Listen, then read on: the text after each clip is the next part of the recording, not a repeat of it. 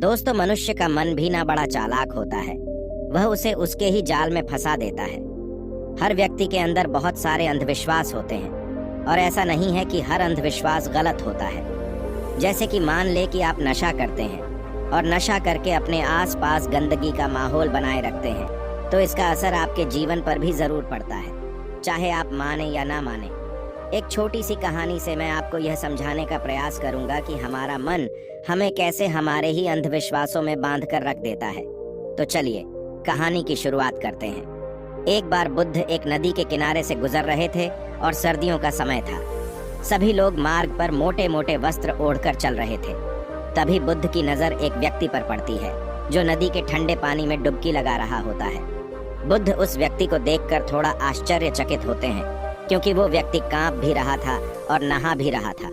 बुद्ध उस व्यक्ति से इतनी ठंड में नदी में डुबकी लगाने का कारण पूछते हैं।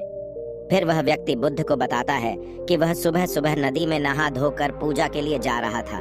तभी उसका पैर एक मेंढक पर पड़ गया और उसके कारण मैं अपवित्र हो गया हूँ और इसलिए मैं फिर से पवित्र होने के लिए नदी में डुबकी लगा रहा हूँ। बुद्ध उस व्यक्ति की बात सुनकर मुस्कुराते हैं और उससे पूछते हैं, क्या तुम मुझे बता सकते हो कि वो मेंढक कहाँ रहता है?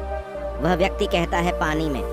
फिर बुद्ध कहते हैं, जब तुम इस पानी में डुबकी लगाने से पवित्र हो सकते हो, तो वह मेंढक तो हमेशा से ही इस पानी में ही रहता है, तो वह मेंढक तो पहले से ही पवित्र होगा। उसके छूने से तुम अपवित्र कैसे हो सकते हैं? उस व्यक्ति को बुद्ध की बात जचती है और वह पानी के बाहर आ जाता है। बुद्ध उस कांपते हुए व्यक्ति को एक वस्त्र उड़ाते हैं और कहते हैं कि अंधविश्वास किसी बात का मत करो जब तक कि वह तुम्हारे खुद का अनुभव ना बन जाए।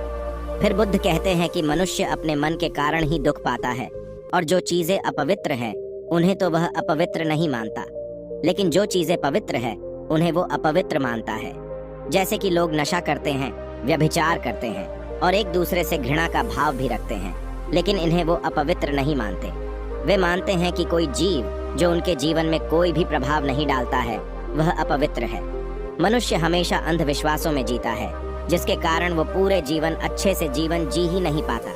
फिर वो व्यक्ति बुद्ध से पूछता है कि सबसे बड़ा अंधविश्वास क्या है?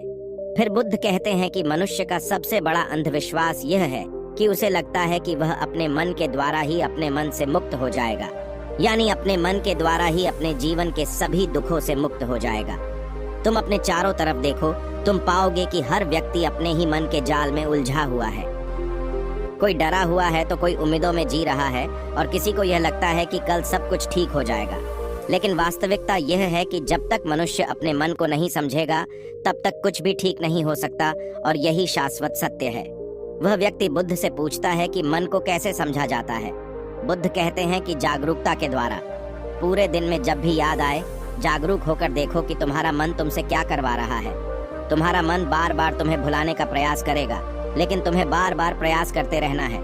तुम्हें दिन में ये बार बार देखना है कि क्या तुम उसी रास्ते पर जा रहे हो जो तुम्हें वहां तक पहुंचाएगा जहां तुम जाना चाहते हो, क्योंकि यही सूत्र है अपने मन को समझकर मन से मुक्त होने का।